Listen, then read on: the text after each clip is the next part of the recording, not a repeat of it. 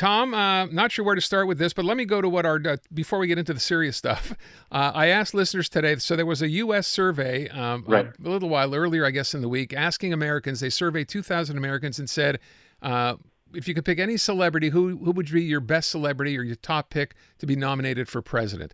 Denzel Washington came in number one on that particular survey, but a lot of familiar names, including Oprah, Matthew McConaughey. So I asked our listeners who the Canadian celebrity you think the best one would be. Ryan Reynolds finished at the top of the list. But Tom, listen to the rest of the cabinet as is selected by our listeners. Yeah, so we have the Prime Minister, Ryan Reynolds, Deputy Prime Minister, Rick Mercer. The cabinet will include Donald and Kiefer Sutherland, Kevin O'Leary, Ken Dryden, Howie Mandel, and, of course, Aaron Rand. Okay, I don't know who voted for me. Must have been, I don't know, my wife who's not here. So, Tom, who would it be for you? Best celebrity, you think? If we're really talking only celebrities, Yes. i.e. people who are in the movies or who sing or on TV, that sort of stuff, yeah, I'll go with the Sutherland boys. I know Donald Sutherland speaks French because obviously you've got to find somebody who's bilingual. Kiefer, I'm guessing he probably knows some French, so maybe him too. He's certainly a lot younger. He'd be able to serve a longer term of office. So I'd go with one of them. What about William Shatner? He got a lot of votes. He's 93, though. Yes, So I mean he'd be great because, and I'm assuming, given where he grew up, that he probably has some residual friendship up there too. Yeah. But then you're into a different category, just people that you think could do a good job, but perhaps not for the longest term. Fair enough. Into that category, I'd toss Margaret Atwood, who's one of the most sensible people in Canada. She got one of the votes. smartest, Yeah. and she speaks fluent French. So there you go. Okay, thank you, Tom. Did she get it? Did she get She any did. votes? She got quite a few votes, actually. Yeah. There you go. I was surprised Celine Dion didn't get more votes. She only got a few. But Yeah, there you go. Okay. I'm not sure she's somebody who'd be very fond of being in political office. Maybe that's the feeling others have as well. Yeah, maybe.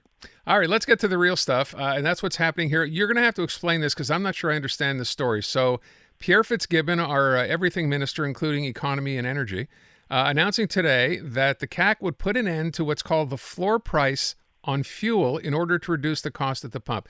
Can you expand on this beyond that? Because that in and of itself sounds when good. It was brought in, and I thought it was one of the dumbest ideas the PQ had ever had. So you got to go back to the 1990s. So this is the Parizeau and then Landry governments. They were looking at what was happening in outlying areas. Put yourself in St. Jerome, the ish, from the center of town in any direction.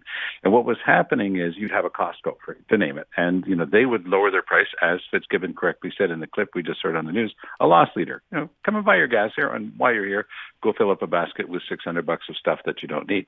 And so that is what he was trying to put an end to, because a lot of small owners of gas stations locally, they're going to be put out of business by this.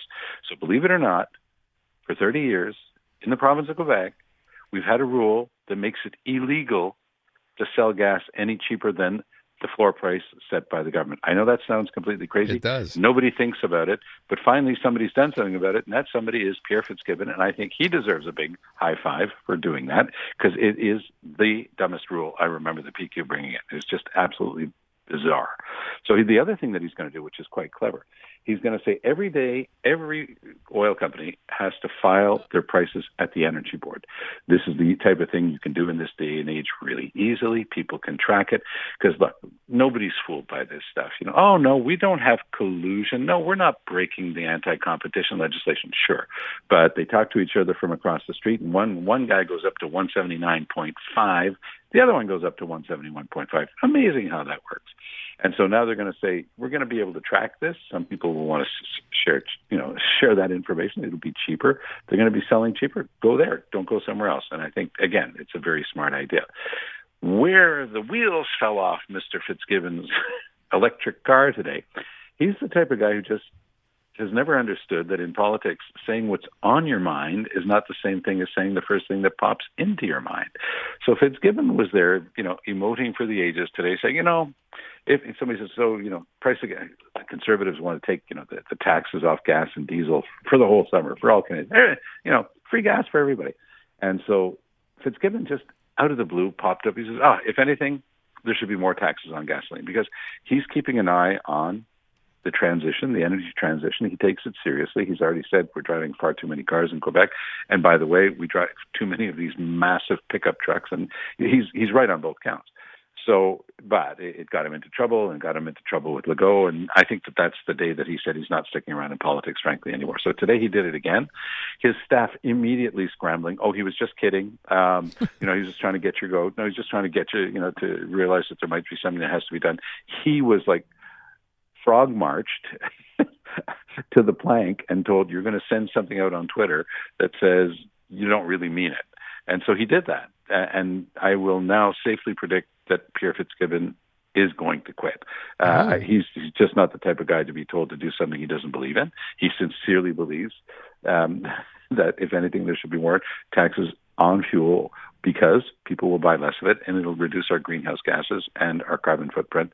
But he's the only one in the CAC who believes that, and he's going to quit, I sincerely believe.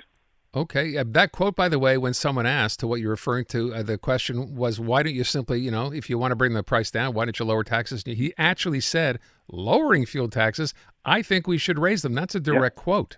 Yeah. So, and he sincerely believes it. And there are really good reasons for doing that. It's, if you look at Quebec's Sustainable Development Act, right in there, user pay, polluter pay, you have to make sure that you're internalizing the costs of the pollution. So, of course, we should be raising the taxes on gasoline. But it's not a very popular thing to say, Aaron. So I think that Mr. Legault is probably going to be very happy to give him his handshake when he does announce that he's quitting politics. And what is he's too frank. He's just too blunt an instrument in politics. Shoot straight from the hip. Does Exactly. that mean he exits politics entirely, do you think? I don't know. I mean, you could be sure that there are lots of people in back rooms in the Liberal Party saying, we got a place for you.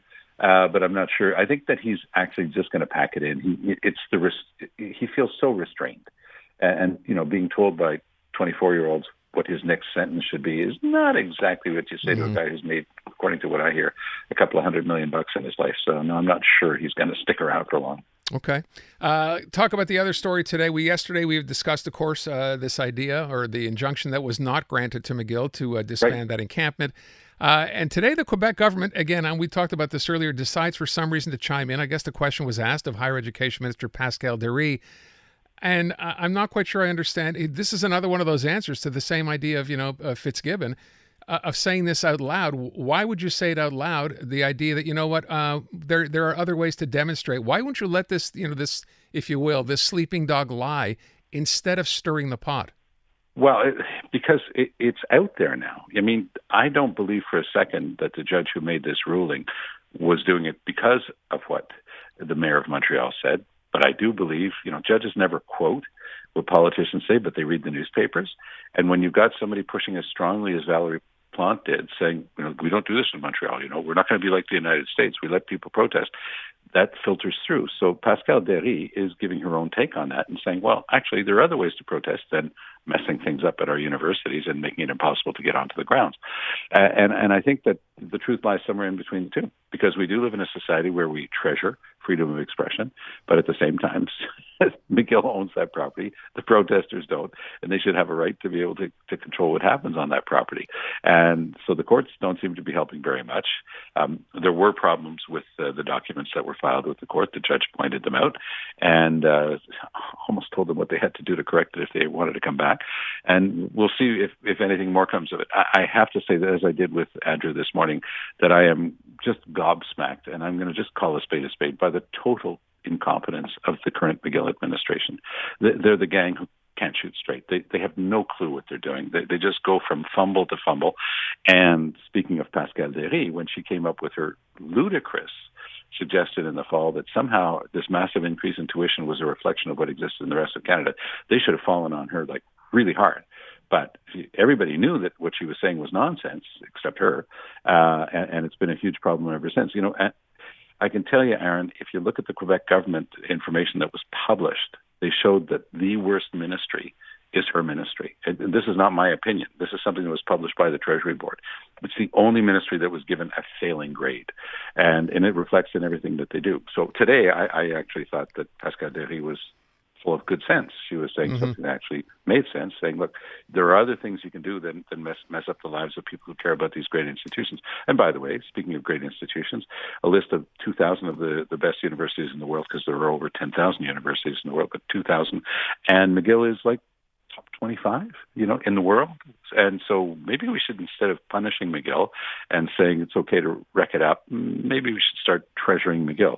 But I think that the people who actually run the place are going to have to preach by example, because so far it's just been a comedy of errors. I would simply, Tom, we're out of time. I would simply say, I would have thought in her case today, Pascal Derry should have simply said, you know what, the courts have made a decision. We'll allow the courts to figure this out without necessarily sticking her foot any further into this. Yeah, but I think that she's doing the right thing by saying, but this is not going to be allowed to continue and to spread to every other campus. One of the biggest universities, a couple of the biggest universities, Concordia and the University of Montreal, seem to have been spared this so far. So it's going to be interesting to see what else happens. Yeah, so far being the key word. Tom, thank you. Take good care.